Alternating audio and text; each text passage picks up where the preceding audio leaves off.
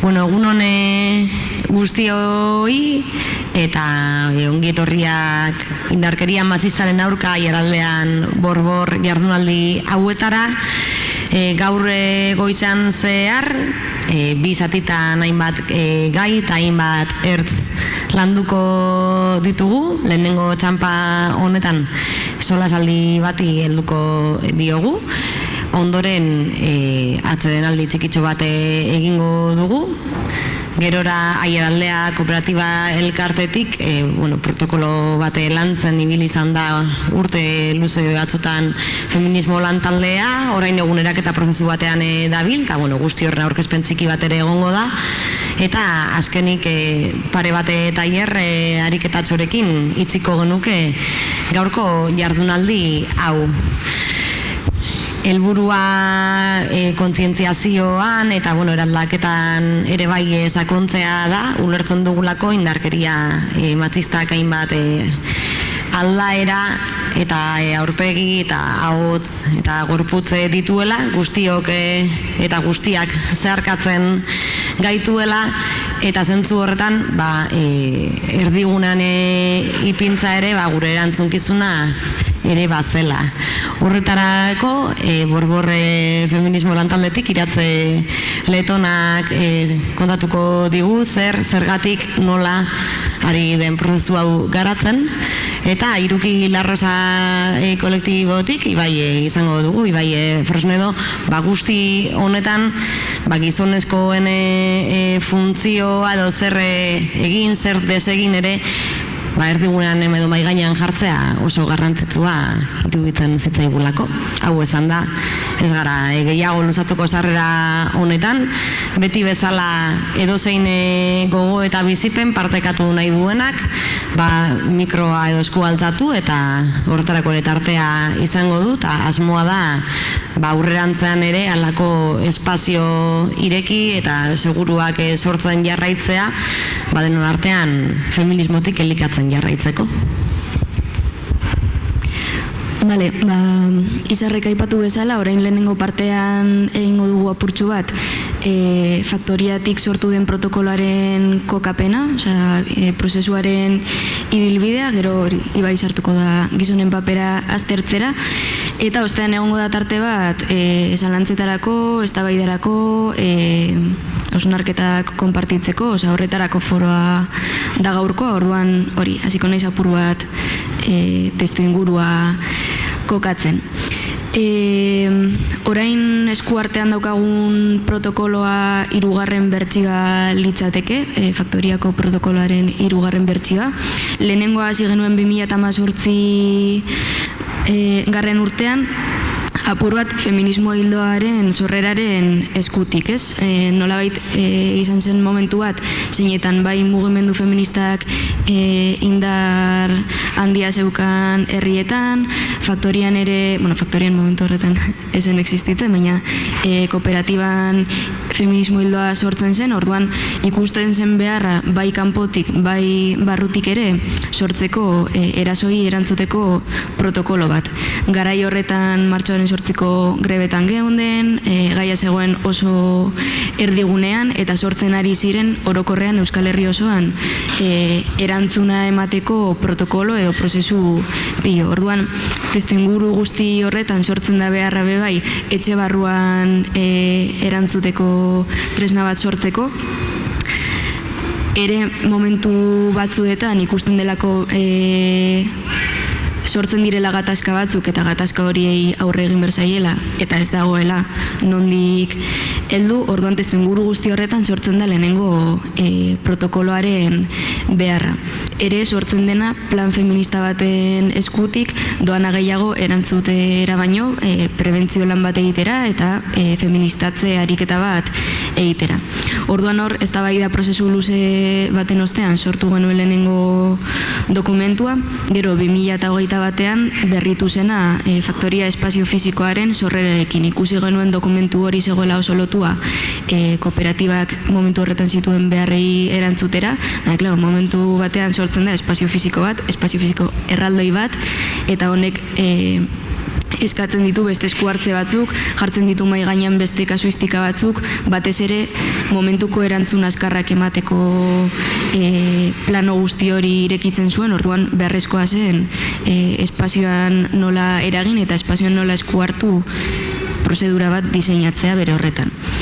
Orduan momentu horretan beste variable hori sartu genuen, baina nahiko etenda geratu zen protokolaren prozesua ideia zelako formakuntza saio batzuk proposatzea eta hortik osatzea, berrosatzea eta iztea protokoloa. Geratu zen stand-byean apur bat prozedura eta horrela iristen gara 2023ra. Zeinetan, 2 urtetako ibilbidearen ostean esaten dugun, orain badaukagu esperientza, badakigu espazioak zelan funtzionatzen duen, badakigu espazioan ze aukera ematen diren eta ze muga ditugun, orduan goazen benetan oinak lurrean jartzera eta guztia hau daukagun jakintza guzti hori ja de base, de calle, jartzera protokoloan bertan. Orduan, pendiente genuen ariketa horri heldu genion, eta orain sortzen ari gara guretzat funtzionalagoa den edo oinak lurrean dituen protokolo bat bere horretan. Orduan, badira aldaketa batzuk eman direnak digamos, 2021eko bertsiotik bertsio honetara, batez ere perspektiba aldetik. Lehenengo izango litzateke, orain prebentzioan, kontzientziazioan eta ardura hartze horretan jartzen dugula garrantzi gehiago, ez? Aurretik egin beharreko lan guzti horretan, ezin dugu ahaztu protokolo batek balio duela erantzuteko, baina ulertzen dugu kooperatibako balorekin bat eginda, aurretiaz ere beste lan mardul eta oso potente bat daukagula egiteko guzti horiek egiteko eta erantzuna ematerako momentuan bebai guztiok izateko, como perspektiba berdina, toki beretik egiteko eta guzti hori. Orduan horretarako bai ikusi genuela oso importantea zela gaiaz hitz egitea, gaiaz konpartitzea, bakoitzak daukan jakintzaitea ibilbidea ere mahai gainean jartzea, batez ere ezoik erantzuterako momentuan tresna gehiago izateko, baita ere identifikaziorako momentuan izateko begirada zorrotzagoa eta esateko, hau gertatzen ari da gure etxe barruan, beste hau ikusten ari gara, ze askotan gaude itxaroten eraso bat salatua dena, baina norbait atorrena eta ez gara konturatzen gu ari garela erreproduzitzen indarkeria guzti hori ez dugulako ikusten oso barruan gaudelako. Orduan, uste genuen ere importantea zela, como aurretiazko lan guzti hori egitea, eta hori egiten da, konpartitzen, egoten, saretzen, eta gaur bezalako foroak ere guztion artean konpartitzen. Eta guzti hau dator ere ikusten genuelako sortu dela moduren batean inertzia bat feminismoarikiko oso kontsumora bideratzen dena. Eta honekin esan nahi dugu, iritsi gara dinamika bat sortzera zeinetan mugimendu feministak egiten duen lanketa guztia, mugimendu feministak egiten dituen hausnarketa guztiak, sartzen da lokatzean, zikintzen da, jartzen du gorputza lehen lerroan, eta beste jende bat mugatzen da deialdiak daudenean, historiak igotzera Instagramera, eta deialdietan de cuerpo presente egitera. Eta uste dugu, benetan egin nahi badiogu ekarpen bat eta elikatu nahi badugu prozesu guzti hau eta benetan gizartean eraldaketa bat piztu nahi baldin badugu hartu behar dugu kafe bat. Eta esoik kontsumitu mugimendu feministak egiten duen lan guztiaren emaitza hori, ze horrekin, sinceramente, egiten dugun gauza bakarra da gure behar pertsonala eta modu oso individualista batean asetu eta esan, tik, txapa jartzen dut eta txispun. Orduan, apur bat logika horrekin apurtu nahi dugu. Honekin ez dugu esan nahi, ez denik zilegia momentu batean ez duzulako indarrik eta horretara iristen zarelako kontzentran agertzera eta listo, hori guztiz zilegia da, baina bai izan behar gara kontziente ze dinamikari garen sortzen gizarte mailan eta batez ere azkenengo urte hauetan eta hori moztera etorri behar gara. Gero bigarren puntua izango litzeteke apur bat, prozesuan jarri nahi dugula fokoa eta ez helburuetan. Azkenean protokolo batek horretarako tresnak jarri behar ditu, prozesua errazteko, prozesua termino batzuetan emateko eta begirada batekin, eta ez horren beste helburuan. Eta egia da askotan jotzen dugula protokoloetara erantzun eske nahi dugulako jakin zelan kudeatu hau, eta bilatzen dugu emaitza bat, erantzun bat, kendu musika eta kaleratu pertsona hau, baina hori ez da bidea. Osa, ulertzen dugu hemen behar duguna dela freno de manosa jarri, irakurri ondo egoeran beharrezkoak diren tresna guztiak eskaini, eta askotan tresna horiek ez daude zerrendatuak. Eta berrasmatu beharko gara, eraso bat mahai gainean jartzen den momentu bakoitzean, egon beharko gara, eta hori doa moduren batean egun daukagun bizitza ereduaren kontrara, ez? Da, justo gure bizitzen logikaren kontrako zerbait. Gaude oso ohituta kontsumitzera, gaude oso ohituta erantzun azkarrak topatzera, begiratzera Google hau zer, baina hori ez da. Orain mahai gainean jartzen duguna. Orduan horretan jarri nahi genuen ere fokoa, apur bat prozesu horri denbora ematean eta kalitatezko denbora ematean, eta horretarako bide bat da orain protokoloan aldatu dugula apur bat logika, lehen zegoen hasieran kriston testu inguratze bat, azalpen oso mardula oso teorikoa, ez dakiz zer, eta gero eranskinetan esku hartzeko bitartekoak, eta orain kontrako egin dugu. Marko teoriko guzti hori eranskinetara bota dugu, eta prozesuan eman beharreko urrats horiek nola baloratu eta balorazio horiek zelan neurtu jarri dugu erdigunean, eta hori da, zuk hartzen duzu protokoloa eta daukazu zelan landu. Eta horrekin ere esan nahi dugu prozesuan jartzen dugunean fokoa azkenean ematen diogu boterea aurrean daukagun pertsonari ere bai, ze bilatzen baditugu erantzun azkarrek asetzen dute gure beharra, gure hau kudeatu eta ja pasar de pagina behar hori da erdigunean dagoena, eta orain jartzen duguna erdigunean da aurrean daukagun pertsonaren agentzia. Eta askotan gertatzen zaigu, eta mugimendu feministan dai meloi erraldoi bat, zer egiten dugun aurreko pertsonak ez duenean zer nahi, eta guk ikusten dugunean behar bat dagoela.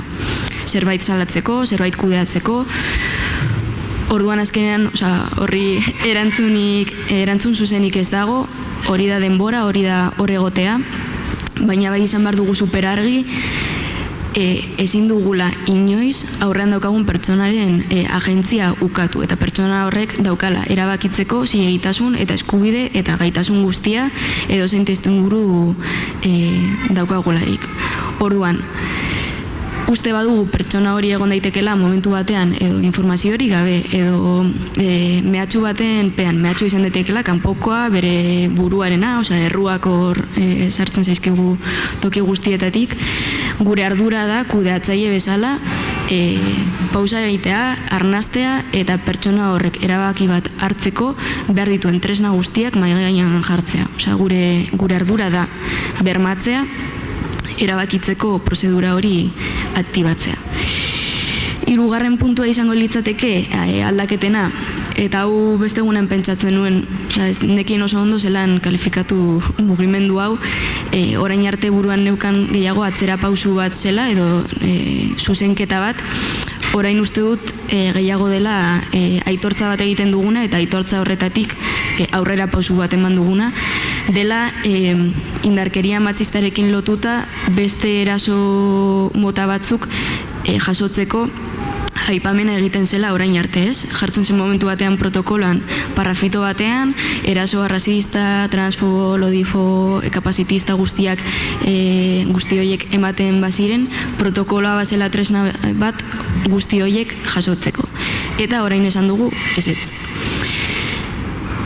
Esan dugu ezetz bi arrazoirengatik. Alde batetik, protokoloaren osatze prozesuan ez direlako gorputz guzti horiek egon, orduan ez da zilegi, protokoloan hori jasotzea, ez delako gorputz guzti horiek jasotzen dituen protokolo bat, sentitzen dugu, jazta, onartzen dugu, eta beste alde batetik ere konturatu garelako feminismo hildotik eta feminismoetatik orokorrean beti daukagula inertzia bat, nolabait mundu guztia zaindu, mundu guztia eguan agerturatu eta guztiarekin guztira heltzeko tendentzia bat daukagula eta horrekin moztu nahi genuen. Osea, feminismo hildoa ezin da izan edo mugimendu feminista ezin da izan lanketarik egonez bada edo mugimendu horren barruan ez baldin badira prozesu konkretu batzuk egon guztia lantzen duen mugimendu bat, osea, bakarrik feminista izatagatik, osea, lo siento, ez. Osea, zaintza bai, baina hasta un punto.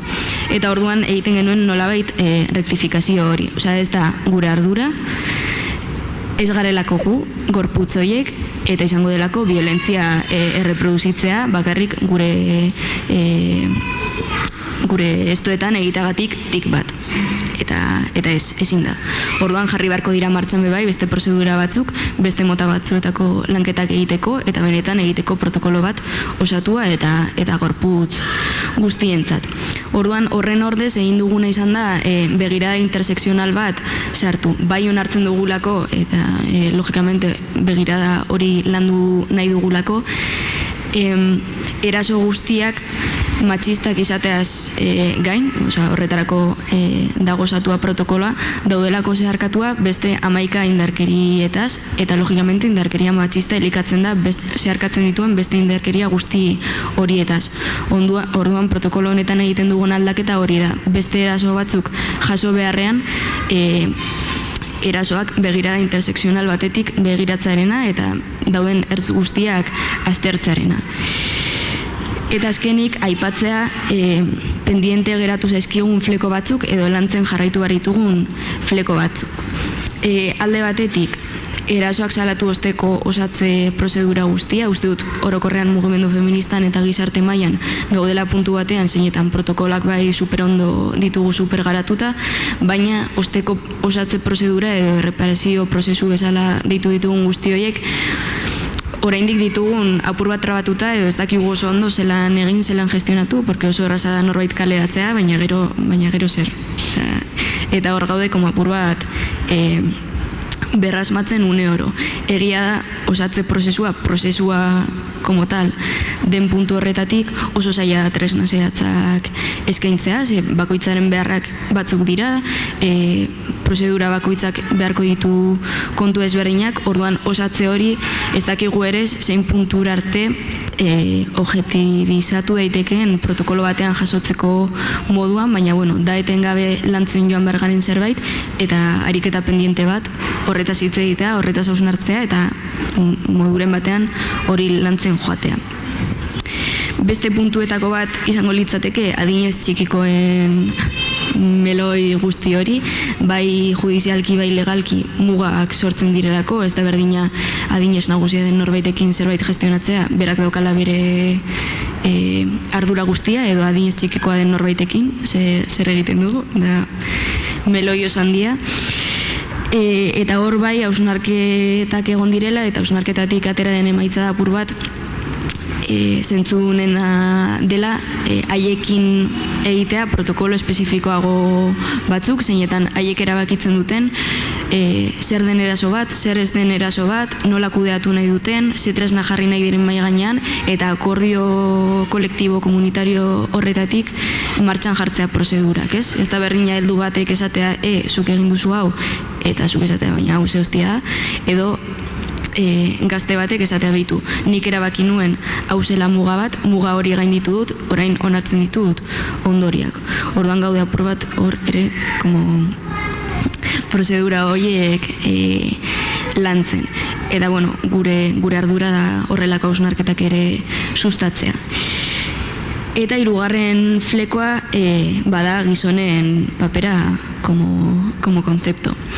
Konturatu gara ere azkenengo urte guzti hauetan mugimendu feministak emakumeok eta genero disidenteok egin dugula kriston lana, egunero gaudela gure kafe eta elkarrizketa guztietan honetaz hitz egiten moduren batean, osea bai esplizituki edo implizituki, baina ikusten dugu gu aurrera joan garen bitartean gizonak kolektibo bezala geratu direla, geratu zaretela moduren batean oso atzean, oso lanketarik egin gabe edo horrelako lanketa espliziturik egin gabe, eta kezkaz hartzen dugu batez ere etxe honetan, zeinetan espazio misto batean gauden eta zeinetan kudeaketak guztion artean egin behar ditugun. Orduan, apur bat gizonak non geratzen zareten galdera horri erantzuteko, Ibairi pasatuko diotitza, eta ni isilduko naiz.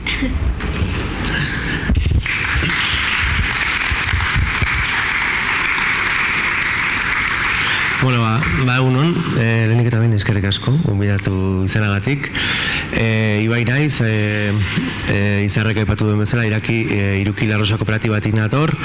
Iruki Larrosa 2008an sortu genuen, gara kooperatiba transfeminista bat, batez ere lantzen ditugu LGTB gaiak, pedagogia feministak, taldeen fasilitazioa eta gizontasuna. Azken urteotan, eskari hori datorrelako batez ere, eta nola ez, gizon maritsuok hartzen dugu askotan ere olako gaien aurrean pisu gehiena.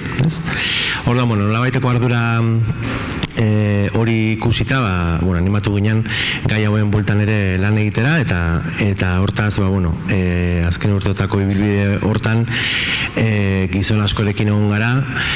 Eta, nire burua aurkezteko pixka gehiago berez Hernanitik nator, baina Portugaletekoa naiz, orduan daukat kriston lurraldetasunarekin, hor, ez dakit, nongoa naizen, badakit Euskal Herritarra naizela, 2018 urteeteko ditut, orduan senyora ere banaiz, marika, aipatu duan bezala, eta anarko-marxista ere bai, horrela definitzen dut askotan nire burua. Iruki Larrosan egoteaz aparte, EGAM elkartean ere militatzen dut, sexu askapenerako elkartea dela, nahiko historikoa, LGTB mugimenduan edo mugimendu transfeministan. Eta hau esan da, argipen txiki bat, ikusten duzuen bezala gaurko hitzartzeari deitu diot, eta gizonekin zer, korapioak, premiak eta aukerak, eta justuki hiru horiek ekarri dizkizuet, planteatuko dizuetolako ibilbide moduko bat. Hasiko naiz argazki oso orokor batetik, korapiotatik, alegia. Gero, salto egingo dut, gaur egun gure ustez, ze premia ditugun gizonok, indarkeria matxistarekiko, eta azkenik aukerak, edo nola egin aurre, edo zer raportatu, nondik, gehiago tresnei begira. Baina argipena zetorren gehien bat gizon hitz horrekin, askotan hitz egiten dugulako gizonen inguruan, eta argi dago oso planteamentu binariotik egiten dela, eta orduan nik gaur gizonei buruz hitz egingo dut, baina oso gizon soslai zehatz baten inguruan, hau da, cis heteropatriarkatuarentzat baliotsuena den identitatearen inguruan, gorputz zehatz bat daukana, eta ibilbide oso zehatz bat daukana, hau da, jaiotzerakoan, genero maskulinoarekin, esleitu zitzaion genero horrekin gaur egun ados eta komodo dagoen horren inguruan hitz egingo dut, ez bereziki bakarrik heterosexualak, baizik eta orokorrean cis gizonak ulertzeko. Orduan, hori da gutxi gorabehera gaurko markoa.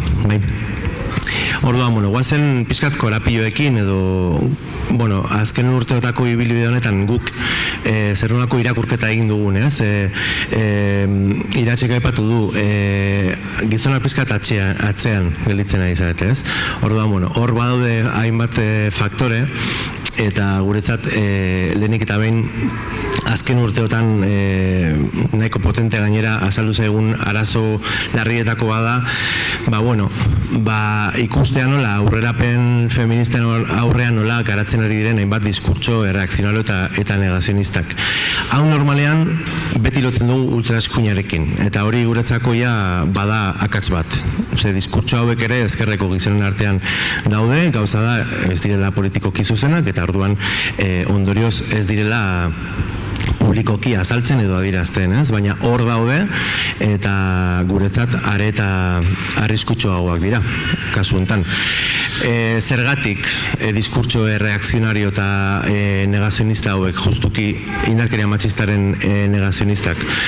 Bueno, batetik, gaiarekiko ezjankintasunagatik, orokorrean hori askotan ikusten dugu egunerokoan, nekeagatik ere bai, nekeagatik batez ere gizon askok ez dutelako honi buruzko kontzientziaziorik edo sentsibilizaziorik behar, ez dute hori garatu nahi, justuki ez dutelako problematika hau bere sentitzen, eta hori ere bada arazo larri bat. Hau da, indarkeria sexista eta matxistaren kontzeptualizazio marko horretan, bueno, igual interesgarria litzateke ere topatzea, gizonak nola sartzen diren edo nola jaso dezaketen beste gizon batzuen partetik ere indarkeria patriarkala, kasu honetan. Gero, diskurtso hauek ere garatu dira azken hamarkadotan sekulako instituzionalizazioa egondalako gai hauen bueltan, eta instituzioez hitz egiten dugunean ez gabiltza bakarrik udaletxea hitz egiten ari. Instituzio politiko eta sozial gehienetan asko lantzen da, baina askotan lantzen da edo morbotik, edo eskaparatismoaren logika horretatik, edo oso presente dagoen gaia da, baina askotan muturrera eramaten den gaia da ere bai, eta atzean ere interes asko daude, ez? Eta interesak ere aipatzen ditu dela, instituzio ez gain ere komunikabideek badaukate hortan nahiko paper garrantzitsua, morboaren bueltan, ez? Nola erabiltzen duten indarkeria, nola islatzen den indarkeria matxistaren problematika, eta ondorioz gizonek ere nola ulertzen duten komunikabideek helarazten duten mezua. Eta horrek ere asko eragin du. Baina batez ere, diskurtso hauek sortu dira, justuki, segurazki gizon gehienek, edo gehienok, botere posizio edo privilegio egoerak altzeari beldurra diogulako, ez? Eta horrek eramaten gaitu beste muturrera joatea, eta ezein beste, ez? Indarkeria matxistaren bueltan estrategiak pentsatzera, eta hori ere garrantzitsua da. Bestetik, beste korapilo bat, aipatu dut, berdintasun faltsuaren paradigman bizi gara oraindik ere, jada sortu ditugu politikoki zuzenak diren eta oso lagunkoiak diren diskurtsoak, indarkeria matxistaren markotik kanpo joatearren eta adibidea jartzearren askotan entzuten dugu gaur egun aniztasuna. Nor da anitza? Gorputz estandar bat daukan pertsona da anitza, laudion jaio den pertsona bat da anitza, heterosexuala den pertsona bat da anitza. Hau da, gaur egun sortzen ari gara, diskurtso oso lagunkoi batzuk, alteritatean edo bestetasunean oinarritzen direnak, eta oso arriskutsuak direnak ere bai, gai hauen bueltan estrategiak pentsatu behar direnean, ze ez goaz bide oso itxaropentzutik, ez?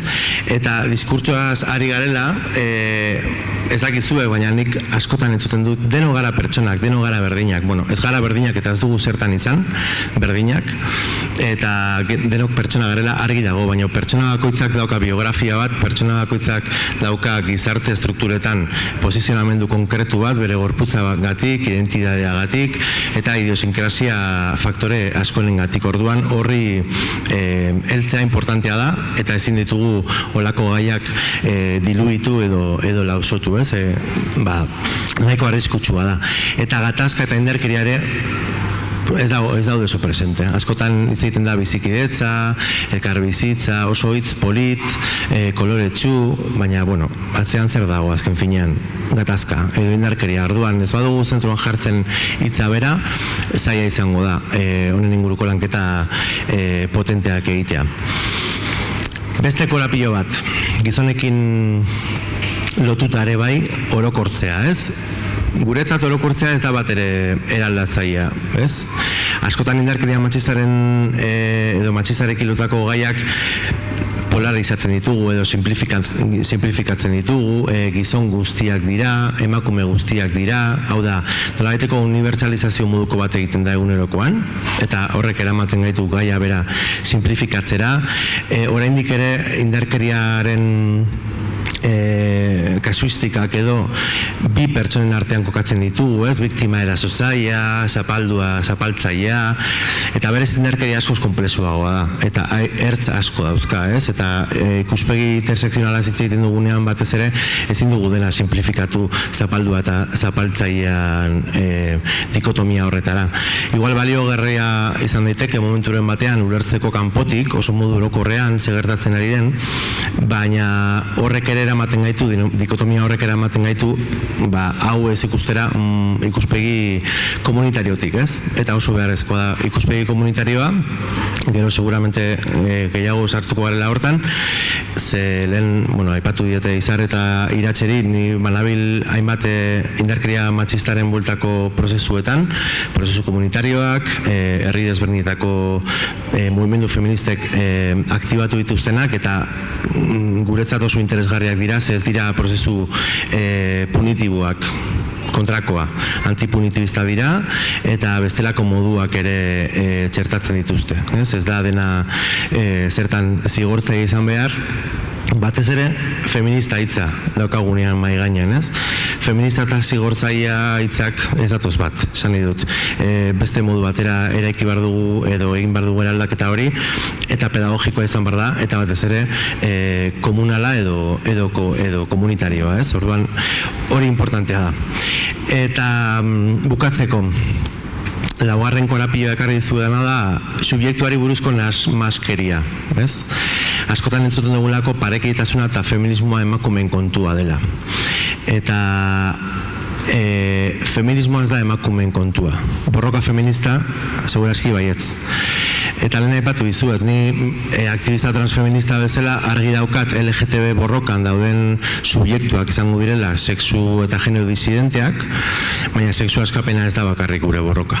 Sexu askapena denona. Eta nik aktivista bezala nahi dut nire ingurua eta mundua eraldatu, ez bakarrik nigatik edo niregatik, edo nire kidengatik, baizik eta nahi duelako gizartea bera aldatu. Orduan, hori desberdintzea importantea da, eta gizon hori askotan kostatzen zaigu hori ere bereiztea.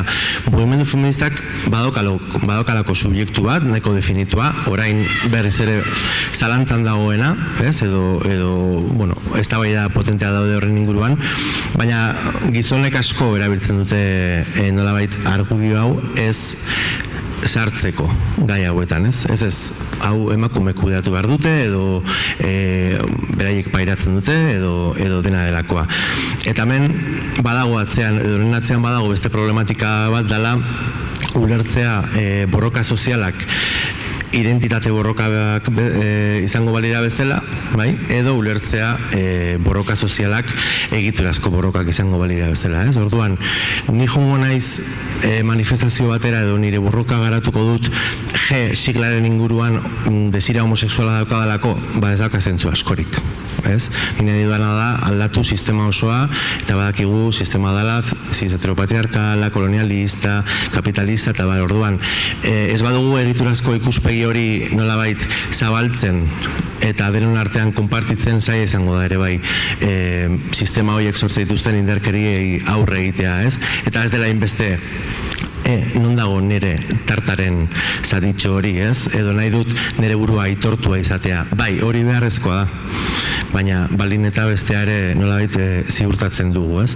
Eta, gizonok kasuntan, edo gizon hori, edo gizon askori, kostatzen zaio logika hori ulertzea. Bale, hau zan sarrera moduko bat. Orain premia nagusiak, batez ere indarkeria matxistarekiko. Eta lehenengo litzateke ikuspegia zabaltzea. Hau da, guretzat, eta urte hauetan ere ikusi dugu, importantea da gizonek ulertzea berdintasuna edo parekietasuna eta ekitatea ez direla sinonimo. Eta hasieran aipatu ditudan diskurtso reakzionario horien atzean dago hau, ideia hau. Gizon askok gai hauei erresistentzia azaltzen dutelako, uste dutelako denogala berdinak, hori ere aipatu dut, sekulako aurrerapen legalak, juridikoak eta sozialak egon direla, eta orduan, gai hauek, ez daukate zentzurik, eta indarkeria kasuak ematen direnean, edo oso puntuala dira, edo askotan esaten den bezala, oso modu isolatuan ematen dira, ez? Baina importantea da, berdintasuna eta ekitatea desberdintzea, eta horregatik ekarri dizuet iruditxo bat, badago beste bat kutxa batzuena, futbol partida bat ikusten ari den gizon batzuenak, baina ekarri dizuet beste hau, direla bi pertsona, dago sagarrondo bat, sagarrondoa dago makurtuta alde batera, eta horrek sortzen du nolabaiteko desberdintasun bat bi subjektu hauen artean, ez? Desberdintasuna litzatekela aukera eta baliabide desberdinei sarbide eza, hori nahiko argi gelditzen da. Baina zer gertatzen da berdintasuna txertatzen dugunean, egoera ez dugula aldatu. Hau da, berdintasuna litzateke biei, ez, medio edo baliabide berdinak ematea, aldatu alizateko paradigma bera. Baina berdintasuna da balio bat. Eta segurazki berdintasuna da helmuga bat, eta Iratxek ere aipatu du prozesu edo protokolo honetan ere azentua edo azpimarra jarri zaiola prozesuari eta ezinbeste helmugari, edo helburuei. Orduan, helburuak presente izan barra ditugu berdintasunaren bueltan, baina bidea segurazki ez dugula berdintasunean oinarrituko. Aukera berdintasunean bai, eta hori bermatu behar dugu, bai? Eta eskubideen markoa hitz egiten dugunean ere bai, eskubide berdinak izan marko genituzke, baina ez bete beharrak eta ere gutxiago berdintasun hori lortzeko medio berdinak, bai? Eta horregatik sortzen da ekitatea bera. Dala desberdintasuna identifikatuz eta joratuz tresnak egokitzea, hau da, bakoitzaren Elena aipatu da bezala, edo bakoitzak gizarte strukturetan daukan posizionamendua kontuan hartuta, bai?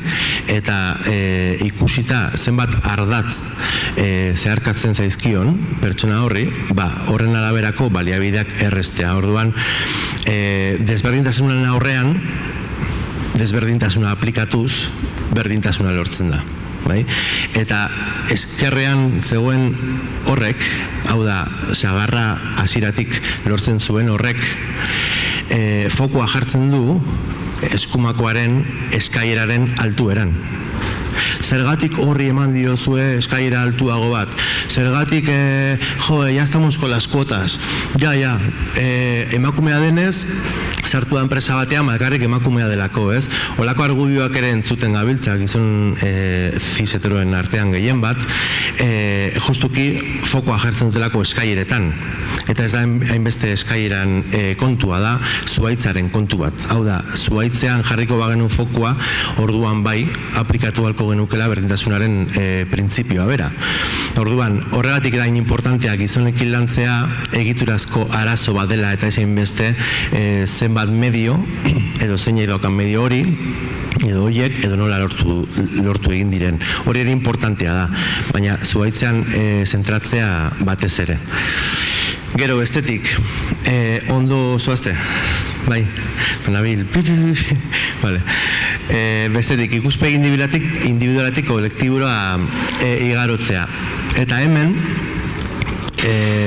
gu, irukularosan hasieratik konturatu ginen oso importantea zela maskulinitatea lantzen usteari, oso importantea. Edo bakarrik maskulinitatea lantzeari, bai? Zergatik,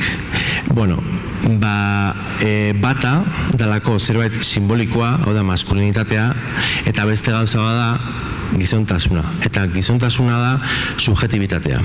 Orduan, biak lantzea dira beharrezkoak. Hau da, azken urteotan, segurazki askotan irakurri, ikusi edo entzungo zenuketen maskulinitate berriak. Maskulinitate berriena, mesedez, albo batera, ez dago berririk, 50 urtez berriak ezin dira izan, batetik, bestetik, historian zehar, segurazki, disidenteak izan diren maskulinitate horiek ere ez direlako aitortzen, berriak jartzen diogunean, egon direlako beti, bai, berriak izan daitezken horiek, eta gero berri horrek ere erresten dielako gizon askori nolabaiteko zuriketa prozesu bat, ez? Ni naiz gizon berri bat eta besteak dira zarrak. Gero ni naiz gizon on bat eta besteak ez. Gero ni ez naiz erazotzailea, baina besteak bai, ez? Orduan maskulinitatearen bueltan sortu diren dinamika horiek ere oso arriskutsua dira eta gizonok lanketa hori egiterako garaian argi dago maskulinitatea aztertu behar dugula, segurazki ere bai feminitatearekin daukagun harremana, eta hori askotan ez da aipatzen, eta segurazki estrategikoagoa da, eta aztertu bi dimentsio horiek, nahiz eta planteamendu binario bat izan, baina hortan eziak izan gara, eta genero sozializazio bat egon da, ez? Horren bueltan ere ekita.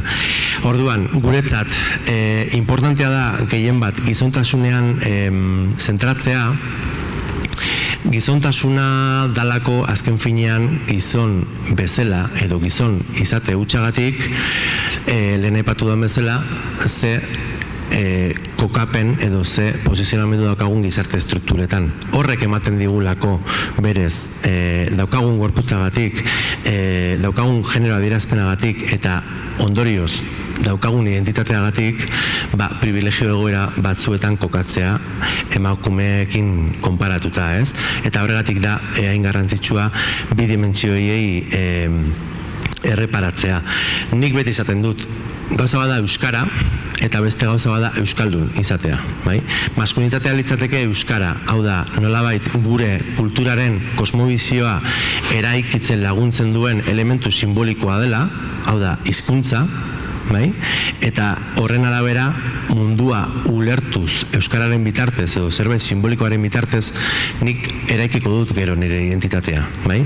Baina Euskal Herrian jaiotzen diren pertsona guztiak ez dira euskaldun sentitzen, Euskal Herrian jaiotzen diren pertsona guztiek ez dute euskaraz hitz egiten, Euskal Herrian jaioz diren askok euskaraz hitz egiten dute, eta jaioz diren askok ere sentitzen dute euren burua euskaldun bezala. Orduan, dira plano oso desberdinak, gauza bada maskulinitatea bera, dela zerbait simbolikoa, eta ez dana bakarrik gizonon jabetza. Hau da, maskulinitatea da maskulinitatea. Feminitatea da feminitatea, bai? Eta badaude beste gorputz batzuk eta beste identitate batzuk gizontasun hortan kokatzen direnak, maskulinitatea bizi dutenak oso modu anitzetan. Orduan horregatik desberdintzea importantea da. Igual da komplexua, baina igual beste egun batean etorriko gara gehiago zehazteko, bai? Bale, hirugarrenez, indarkeria simbolikoetan arreta jartzea. Hau guretzat ezinbestekoa da. Esan nahi dut, eta hor jarri dut, ez? Indarkeria zuzenarena ulertuta, bale, txek. Baina areta ikusezinagoak diren hoiekin zer, ez? Eta indarkeria zuzenetan sartzen dugu indarkeria fisikoa, psikologikoa, sexuala, ekonomikoa, ez? Baina indarkeria simbolikoa dira egunerokoan dauden hoiek. Askotan gaizki izendatuak izan direnak mikromatxismo bezala, ez? Eta guretzat dira eguneroko indarkeria matxista simbolikoak. Ez gara sartuko intentsitate mailan, ze oso intentsitate maila desberdina daude, hoietan guztietan, eta indarkeria zuzenean berdina, eta indarkeria estrukturaletan ere, baina guretzat hauek estrategikoak dira justuki hauek laguntzen dutelako beste bi indarkeria motak sostengatzen, eta aldi berean zilegi egiten, bai? Hau da, indarkeria simbolikoetan zentratuz, asko errazagoa litzateke indarkeria zuzenak eta strukturalekin akabatzea, bai? Gero, nik ekarri dizuet horritxo bat eguneroko indarkeria simbolikoen zerrendarekin, ez mikromatxismoak, mesedez, mikroplastikoak igual bai, baina mikromatxismoak ez, bai. Aprobetsatu nahiko nuke esateko gora brillantina, bai, eta brilla, orain bekatu dutela. Bueno, eta bukatzeko, ez dakit denboraz nola noa, baina ja aukerekin sartzearren, zer egin dezakegu gizonok indarkeria matxistaren aurrean. Bueno, pista batzuk eman dizkizuet ja premiak lantzerako momentuan, lehenengo litzateke dimentsio pertsonala behatu eta eraldatu, ez? Zer nolakoa da nire maskulinitatea? hori aipatu dut, beharrezkoa da horretan arakatzea, ahaztu gabe gizontasunena eta orain helduko gara, baina beharrezkoa da maskulinitate toxikoaren eredu horretan dauden hainbat elementu aztertzea modu sakonago batean, bai? Bai nire baita nola garatzen diren, bai horiek nola eragiten duten nire inguruan eta nire harremanetan eta bar luze horretan, ez? Orduan hor dauzkagu autonomia eta independentzia eta autonomiaren atzean beti dagoela zaurgarritasunaren eta dependentziaren ukazioa bera. Hori nola bizi dugu, ez? Nola ikusten garen gizaki dependiente bezala, adibidez, ez? Bueno, hori importantea da, individualismoarena, lehiakortasuna, babeslea, heroia edo gerlariaren papera, nola naturalizatzen dugun indarkeria harremanetan, seguraski emozioen kudeaketa faltagatik, baina indarkeria naturalizazioa etengabe garatzen da, eta hau gizonen artean oso modu errazean ikusten da bakarrik elkarri agurtzen diotenean, ez? Osea, ukabekada, kostikoak, bultzadak, hor dago indarkeria etengabe bakarrik afektua adierazteko, ez? Orduan hori importantea da. Hornitzailearen papera, enpleguaren garrantzia zer nolakoa dan, nola bizi ditugun lan produktiboak eta erreproduktiboak, zer egiten dugun erreproduktibo horiek garatu alizateko modu parekide batean, homofobiarena, misoginia, femeninoa den horrekiko desmarkatzen garen edo ez, emakumeak eguneroko bizi dituzten indarkeriengatik kulpabilizatzen ditugun ala ez, eta askotan ez da kulpabilizazio zuzen bat, ez da seinalatze bat, dira oso modu sutilak, bai?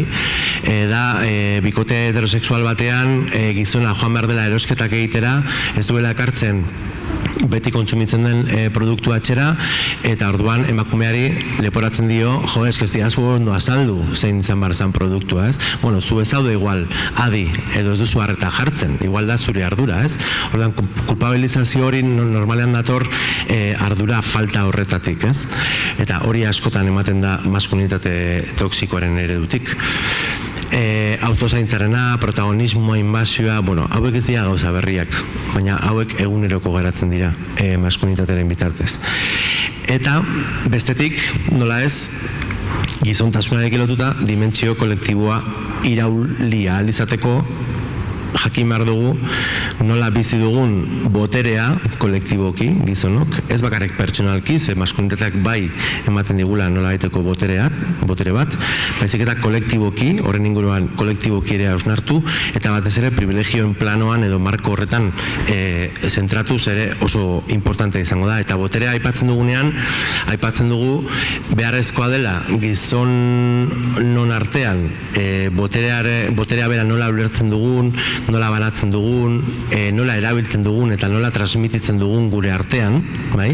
Anaidiaren bitartez batez ere, eta gero sartuko naiz anaidia edo anaitasun maskulino edo korporatibista horrekin, baina boterea zentrua onbarko luke, boterea harremanak aztertu, eta ez bakarrik beste generoekiko, baizik eta gure generoarekiko ere nola garatzen ditugun botere dinamika horiek, ze gero hortik beste generoetara igaroko dira.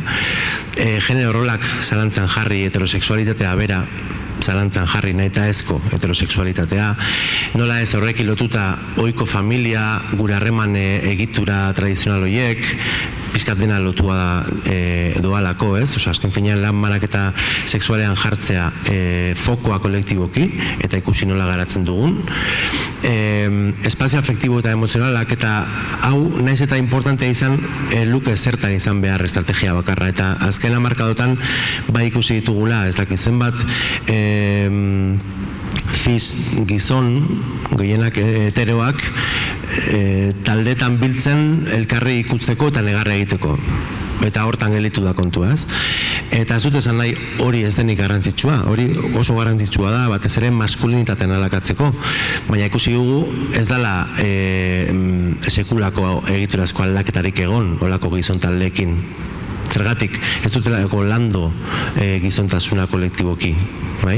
Orduan, bueno, pues me puedo revisar, jo naiteke seme alaben bila eskolara, asko negarin dezaket, askazalak margotu, jo que se, arrozez jantzi, oso ondo, eske horrekin ez dugu ezer aldatuko. Osea, horrekin irauliko duzuna da zure maskulinitate propioa eta zure gorputzarekin daukazun harreman hori eta zure gizon izateko modua segurazki baietz. Baino naiz eta oso gizon femeninoa izan,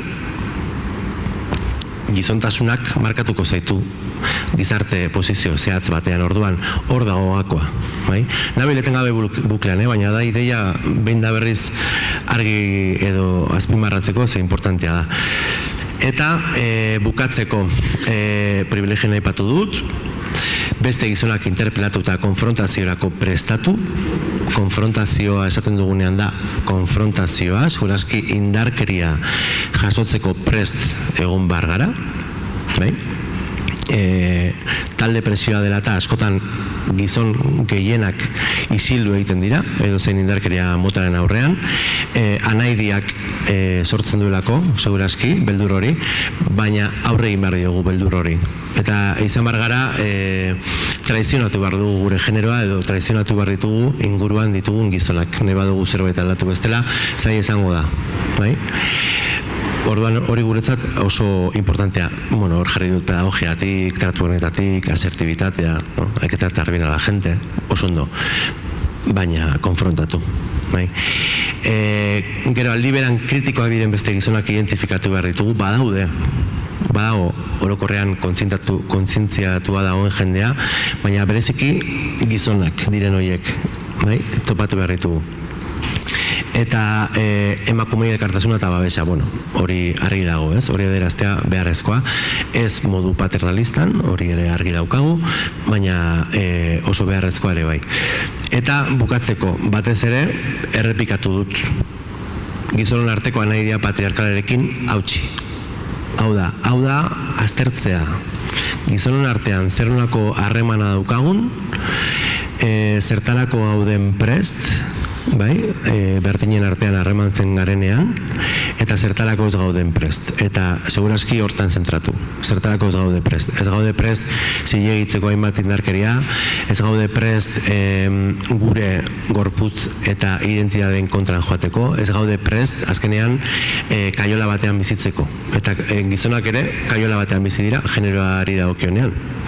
Eta hor, igual ez da indarkeria matxista bat, baino bai da nola baiteko indarkeria bat patriarkatuak sartzen dituen genero arau oso ertsi eta binario horiek eraginda, ez? Orduan, horratzean badago zer landu.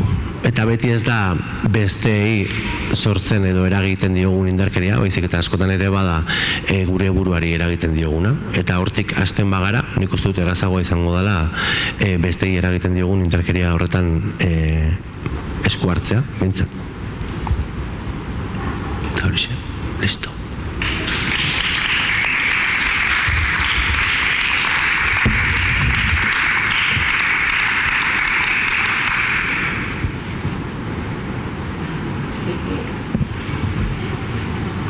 Vale,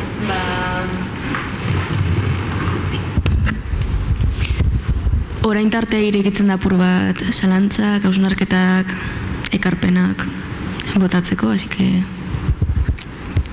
ongi etorri.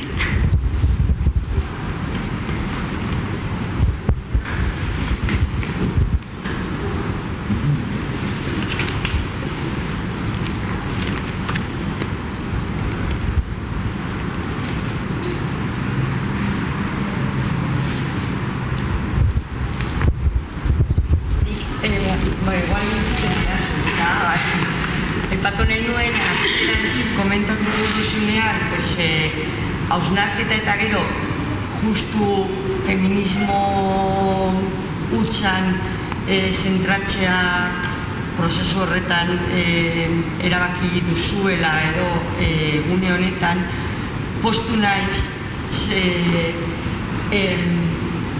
erronka nahikoa da lortzea berdintasun, ja ez dakitea berdintasuna eragile edo ez. Hori lortzea gizartean nahiko erronka da, beste erronka guztiak nahazten baditugu feminismoarekin gu preste gongoz gara, guztiek entzutea beste erronketan parte hartzeko ere bai, baina erronka nahikoa da gurea lortzea beste guztia sartzeko zaku berean.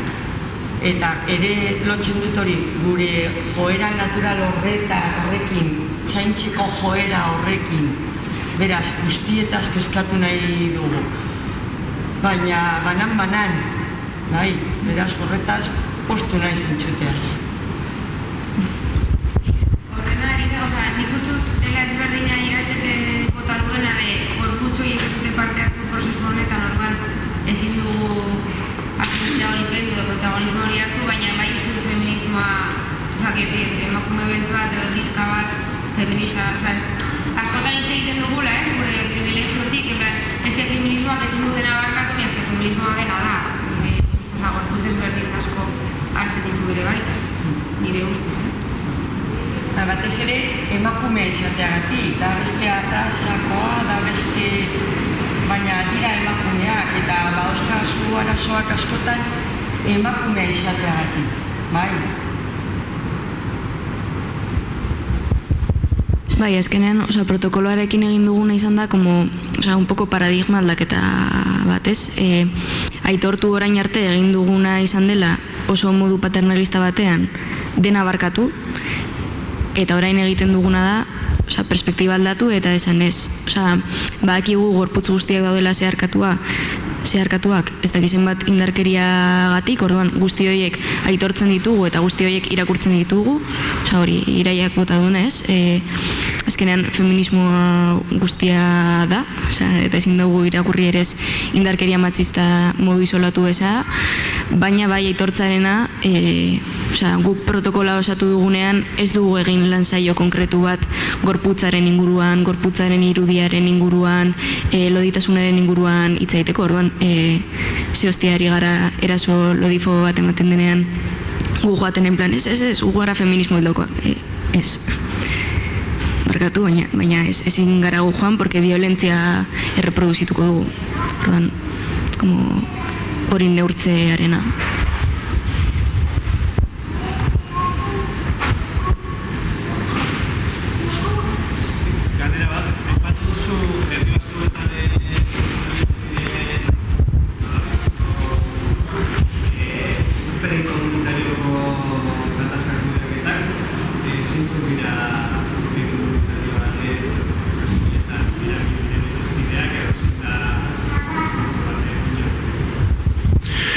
Bai, nahiko prozesu konplexuak dira eta oso zailak eta oso mingarriak, azkenean, sartu behar zara hor lokatzetara.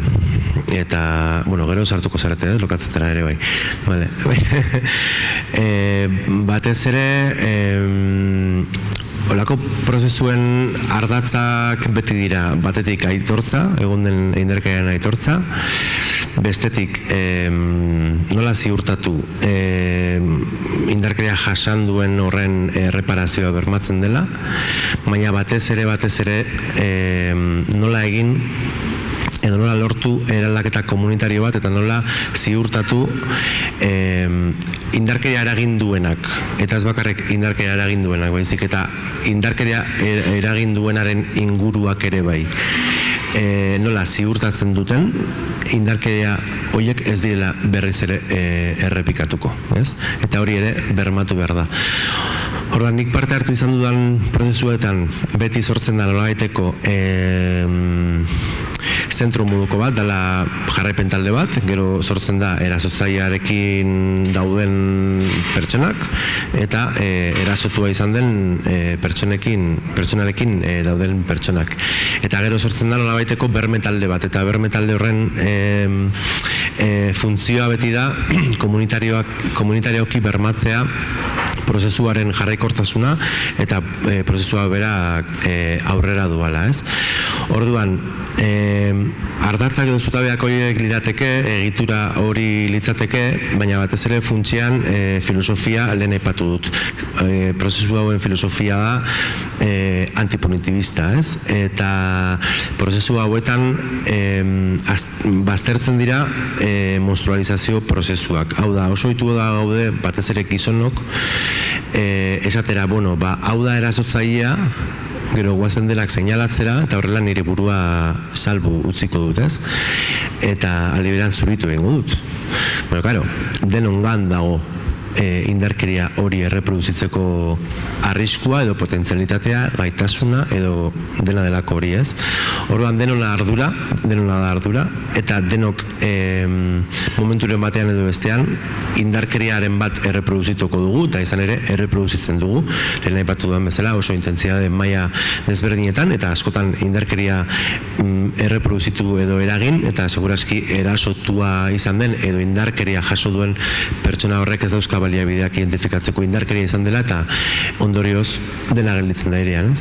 Baina bai dela oso prozesu interesgarriak batez ere aliantza batzuk sortzen direlako eta erreparazioan sinisten delako. Eta ez bakarrik indarkeria jaso duen horren minaren erreparazioa, baizik eta indarkeria erreproduzitu duen pertsona horren jokabideen erreparazioa. Erreparatu, esan nahi dut, aztertuz zer egin duen, eta zertan hobetu dezaken berriz hori ere ez egiteko, ez? Baina aliantzak aipatzen dituenean da batez ere, hori, izaera komunitarioa daukalako, eta ez dagoelako bakarrik mugimendu feminista hor pisu guztia eramaten, ez? Eta ardura guztia hartzen, eta dena gidatzen, ez? Orain nahi ez, Erranin bukatu berri dugu prozesu bat, eta oso itziera polita izan da, ze prozesuan parte hartu dugunok antzeslan bat sortu dugu, eta herri guztia etorri da ikustera, eta horrek ere sortzen du herria, horrek ere sortzen du komunitatea, ez? Hau da, gaitz badago edo zerbait aldatu behar dugu, eta herri osoa jartzen da horri begira. Ez da bakarrik bi pertsonen artean gertatu den zerbait, goizeko 6etan gaztetxean, eta jazta aber zer egiten duen gaztetxeak horri aurre egiteko, edo aber botatzen dugun erasotzailea, eta ez da inoiz bultatzen militatzera gurekin, ez? Hori ja pixkat zaharkitua dago, edo orain arte balio izan dugu kontentzio neurri bezala, baina hori ez da eraldatzailea. Hori da justuki logika patriarkaletatik aktibatzen diren mekanismoak betikoak direnak, ez? Eta ez dugu ez eraldatzen horrekin. Orduan, horregatik dira egongo nintzateke pila bat ez dakit erantzun dizudan, baina normalean bai aktibatzen direla mugimendu feministatik, eta interesantena da hori, ez daudela bakarrik emakumeak, txuriak eta heterosexualak, irekitzen da pila bat, ez, zentzortan. Eta lehen aipatu duzuenaren arira, interesantea da, Erranin oso perspektiba antzekotik hasi izan protokoloen kontua eta gero juntzan zabaltzen, justuki Hernaniko koordinadora feminista konturatu zalako, edo egin zuelako autokritika moduko bat, aztertuz zeintzu gara hemen gauden subjektuak, ez? Eta igual lodifobia ez dugu landuko ez delako gure ardura, baina segurazki gure gorputzak ez direlako lodiak, ez? Edo LGTBofobia ez da igual gure ardura, edo gure lehentasuna igual da emakume izate horretatik eragitea, igual denak direlako emakume txuriak, heterosexualak, ez? Klase mediakoak, euskaldunak, supermilitanteak ezakizer.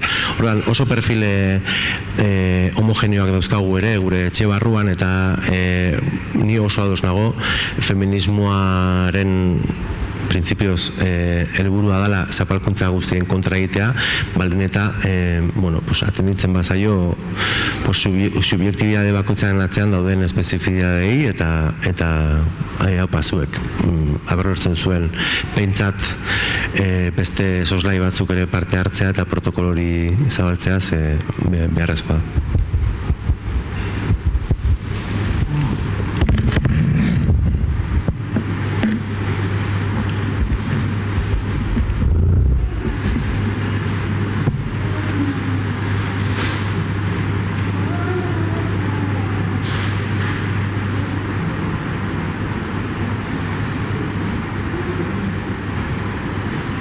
Nik daukat beste galdera bat, orain komunikekoan, beste toki batzutako esperientzia gona jatiren jakin. Zenean, protokoloa da, azaletik egitura estruktura bat, lanabez bat, aldaketa bat eragiteko, baina ez dizu ezer. Bermatzen, zako erantzun bat emateko bide bat, eta bide horretan mila gauza emateko dira, ez? Orduan, komunitate baten izatea, eta guztiok izatearena, espazio eta proiektu seguruak sortzearen bidearen parte, da galdera bat, erantzuna bat, ezinak egin egon, ez? Nola lortu daiteke, edo, zer praktika edo esperientzia zanguratzu dago dira bideo erratik, zen ikusten du, uneotan, bai arradio bidez, ez? Gorborrek markatzen duen bidea ezberdina da, beste fase bat irekitzen dugu, zeinetan feminismo taldea egiztu, orain arte, protokoloa egunak eta hainbat gai egon dira, baina ez da taldea natura laguna, hemen talde lan behar dena, talde lan horretan, nahi dugu izatea parte, inor bazterrean itzi arte, gure indarkeria edo gure posizioetik abiatuta. Orduan, karo, ariketa hori oso konplexua da, eta nondik hasi, kolbatzen ez, niri behintzat ezaik erraza egiten, zoritxarrez, ez daudelako abiapuntu zero berdin horretan. Eta zorionez horren kontziente garelako, zan egotori ere pauso handi bat dela.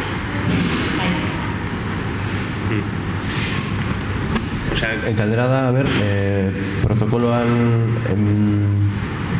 Komunitatea implikatzeko zer egiten beste toki batzuetan, ez geratzeko lantalde baten gai ezutan edo begiradapean. Nire esperientziagatik, justuki protokoloari ez ematea arreta, gehiena. Zuk aipatu, protokoloa da tresna bat, edo plangintza bat. Eta deno dakigu guk ikasturte berri marabillosunetan egiten ditugun plangintzak nola bokatzen duten ikasturte itxieran, eta ez dugu betetzen, ia inoiz. Seguraski ez dugulako neurria hartu, hor jarri genituen gauza horiei, edo bidean baliabideak galdu ditugulako, edo elkarlanerako edo aliantzetarako aukerarik ez dugulako izan. Nire esperientziatik gehien bat protokoloak balio izan dugu pixkat bide horri bezala, baina azkenean hor utzi dugu, porque oso zaila da protokolo batean barne hartzea gerta daitezken kasuistika hori guztiak. Orduan da marko bat, besterik gabe. Hau esaten dut, gehienetan badago jendea, heltzen diona protokoloari sutsuki eta protokoloaren urratz guztiak bere ordenean bete barritu bai ala bai, ze bestela hurrengo urratsak ez dauka zentzurik, ez? Orduan, hori ahazten badugu, nik uste dut hori badela ahaztapen bat, ez? Eta esatea, hau da tresna potente bat, baina potentena ez da tresna bera, baizik eta tresna horren aplikazioan edo txertaketan edo dena delako hortan zeintzuk dauzkagun bide lagun. Eta horregatik da importantea sozializatzea, protokolo hori aktibatzearen atzean egon diren faktore horiek, saiatu lotzea herriarekin, saiatu aztertzea gehiago arakatzea zergatik eman den indarkeria hori, zeinek eragin duen indarkeria hori, eta zergatik eragin duen indarkeria hori, ez? Eta askotan indarkeria, lehen aipatu dut, denok erreproduzitzen dugu eta eragiten dugu, askotan intentzionalitate batekin, oso argia dela boterea ezartzea edo interesak besteen gainetik jartzea edo dena delakoa, baina beste batzutan indarkeria erreproduzitzen dugu ere, ez bakarrik gure bagaje edo motxilagatik, baizik eta seguraski utxune asko dauzkagulako, edo baliabide falta, edo tresna falta, edo ezjakintasuna, edo kontzientzia falta, edo dena delakoa, ez? Ez dela zuzenean esatea, honek indarkeria eragin du, lale hau parda, baina horren atzean zer dagoen oso garrantzitsukoa da jakitea, eta horretarako baliotsua da herrian dauden beste eragileekin elkarlanean aritzea eta ikustea justuki indarkeria eragin duen horren ingurua zein den eta ze agente dauden bere inguruan, porque hortik lortuko ditugu beste bide eta beste kanal askoz interesgarriagoak, seguraski guk hasiera batean aurreikusten genuen kanal bakar horrekin konparatuta dela gure protokoloa, eta ez? Eta orduan, askotan ere interesgarria da beste protokoloekin nolabaiteko alderaketa moduko bat egitea,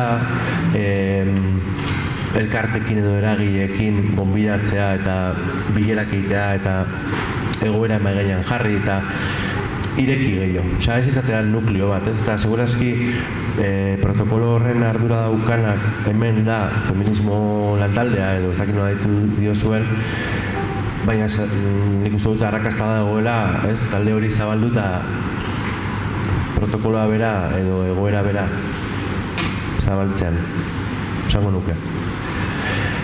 Bai. Eta gero, protokoloaz aparte eta honekin bukatuko dut, prozesuetara bueltatuz, prozesu guztiak ez dira ondo izten. Eta izan ere, izten dira, ezin direlako urrats gehiago eman. Eta segurazki ez dugula zera egaldatu, eta segurazki indarkeria pairatu duenak ez duela erreparaziorik sentitzen, eta segurazki indarkeria eragin duen horrek ez dituela hainbat jokabidea aldatu.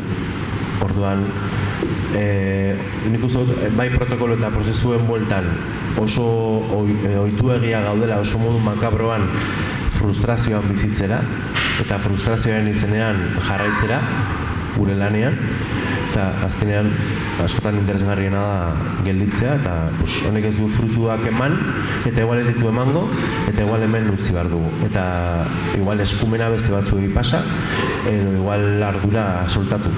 Ze hortan ere gara oso Euskal Herritarrak.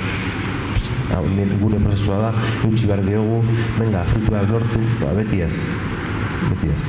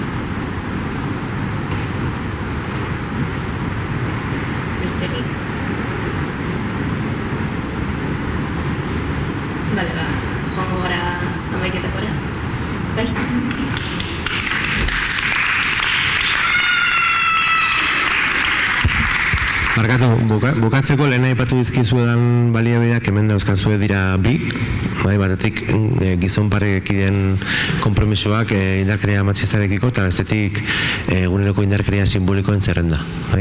Hartu lasai.